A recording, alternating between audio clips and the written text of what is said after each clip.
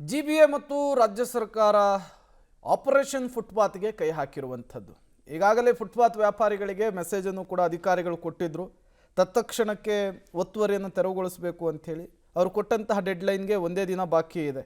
ವ್ಯಾಪಾರಸ್ಥರು ಸ್ವಯಂ ಪ್ರೇರಿತವಾಗಿ ತೆರವು ಮಾಡಬೇಕು ಅಂಥೇಳಿ ಬೆಂಗಳೂರು ಅಭಿವೃದ್ಧಿ ಸಚಿವ ಕೃಷ್ಣ ಬೈರೇಗೌಡರು ಸೂಚನೆ ಕೊಟ್ಟಿದ್ದರು. ಜುಲೈ 1ರ ನಂತರ ಜಿಬಿಎ ದಂಡ ಸಹಿತ ತೆರವು ಮಾಡ್ತೇವೆ ಅಂತ ತಿಳಿಸಿತ್ತು. ಆದರೆ ದಂಡ ಪ್ರಯೋಗ ಮತ್ತು ಫುಟ್ಪಾತ್ ಒತ್ತುವರಿ ತೆರವಿಗೆ ವಿರೋಧಿಸ್ತಾ ಇರುವಂತಹ ವ್ಯಾಪಾರಸ್ಥರ ಸಂಘ ಕೋರ್ಟ್ನ ಮೊರೆ ಹೋಗೋದಕ್ಕೆ ನಿರ್ಧಾರ ಮಾಡಿದೆ. ವ್ಯಾಪಾರಸ್ಥರನ್ನು ಒಕ್ಕಲೆಬ್ಬಿಸಬಾರ್ದು ಅಂಥೇಳಿ ಸುಪ್ರೀಂ ಕೋರ್ಟ್ನ ನಿಯಮವೇ ಇದೆ.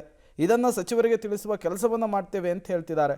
ಸಚಿವ ಕೃಷ್ಣ ಬೈರೇಗೌಡರು ಮತ್ತು 5 ನಗರ ಪಾಲಿಕೆ ಕಮಿಷನರ್ಗಳಿಗೆ ಪತ್ರ ಬರೆದು ಭೇಟಿಗೆ ನಿರ್ಧಾರ ಕೂಡ ಮಾಡಿದ್ದಾರೆ. ಸರ್, ಈಗಾಗಲೇ ಸುಪ್ರೀಂ ಕೋರ್ಟು ಇದೇ ತಿಂಗಳು 19ನೇ ತಾರೀಕು ಘೋಷಣೆ ಮಾಡಿರ್ತಕ್ಕಂಥದ್ದು.